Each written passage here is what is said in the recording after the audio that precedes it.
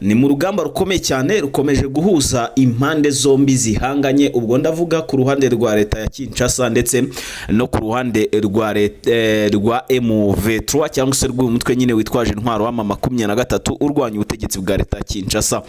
Agato tugiye kubabwira amakuru akomeye cyane, dore ingingo z'ingenzi tugiye kwibandaho muri aya makuru.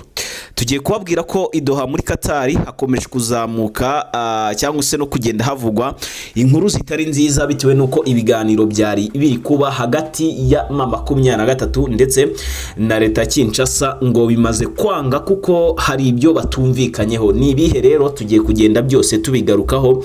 Hanyuma turababwira amakuru akomeye cyane ari kuvuga ko muri Warikare hakomeje kuberamo urugamba rukomeye cyane. Ni umutwe wa M23 uri guhangana na FARDC. Uwo bita Lieutenant General Pacifique Masunzu niwe wamaze kubafata ibintu bimwe abikura ku rwego rumwe abishyira ku rundi, kuko ibitero bikomeye cyane biteganyijwe ko bishobora kuza kugabwa kuri M23. Hanyuma turababwira ko buriya iyo bamwe bakubitiwe hamwe n'abandi bari gukubitirwa ahandi, aho ni muri Uvira rero hakomeje naho kubera urugamba rukomeye cyane.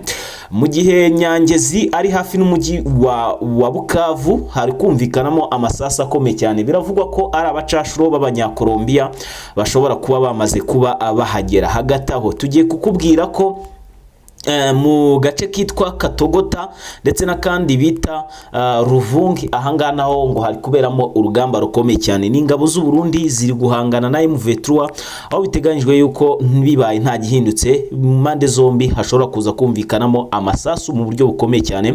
Uyu mutwe wa M23 bikaza kurangira nyine wivuganye abatari bakeya kandi ukigarura n'ibice byinshi cyane bigiye bitandukanye n'ubundi bijyanye n'uru rugamba ruri kubera hano mu burasirazuba bwa Repubulika Iharanira Demokarasi ya Kongo. Hanyuma ndakubwira andi makuru akomeye cyane n'ubundi ajyanye n'uru rugamba ruri kugenda ruba kuri uyu munsi. Nanone ahitwa hano ku kibuga cy'indege cya Kavumu hongeye kumvikanamo navuga ko ari nk'amacakubiri kutumvikana hagati y'impande zombi zihanganye. Ubwo hano turababwira ko ari nka Wazalendo ziri kujya zigira gutya zikagaba ibitero shuma kuri M23 kuri uyu munsi rero nanone byabaye. Hagati aho rero tugiye kuyarambura, nta kindi usabwa nukureba niba warakanze subscribe, niba utarayikanda nyaboneka ukayikanda kuko uyu muyoboro murabona turi batoya cyane, turacyari batoya. Ubwo rero kandaho kuri uwo mubare ureba nawe wiyongereho ube umuntu wa runaka.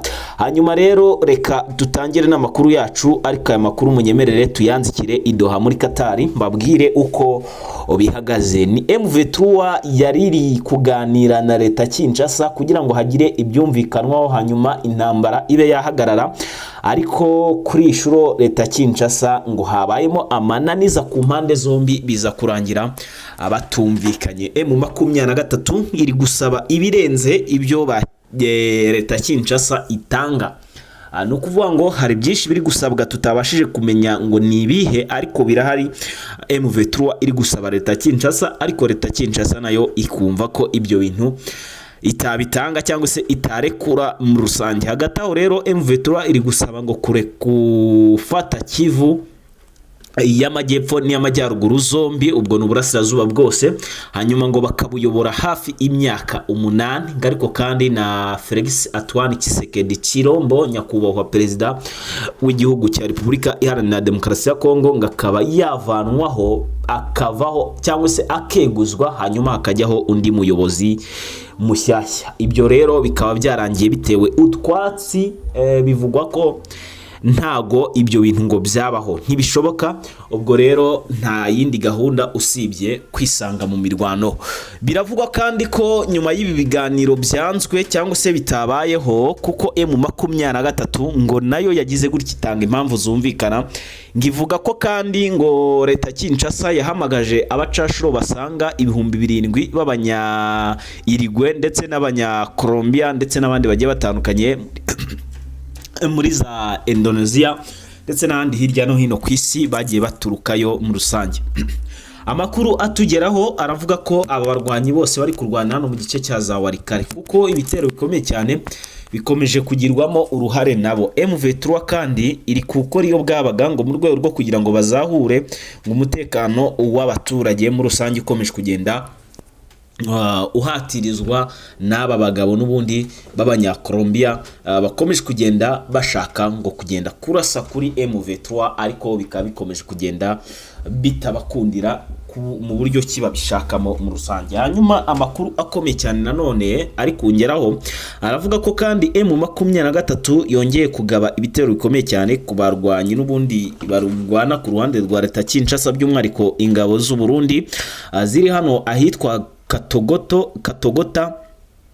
Ahangaha rero hakaba hepfo hakaba ruguru yaho bita Ruvungi, hose rero hakaba ari kuberamo imirwano ikomeye cyane. Kuri uyu munsi kuri itariki mu masaha mu gitondo humvikanyemo amasasu menshi cyane akomeye, n'ubundi bikaba bitero byari bikomeye cyane byagabwe kuri bano barwanyi ba 23 byari bibatunguye bigabwa n'ingabo z'u Burundi, ariko noneho bikaba bitabashije kubagendekera neza cyane nkuko babigiraga gute nkuko babyifuzaga.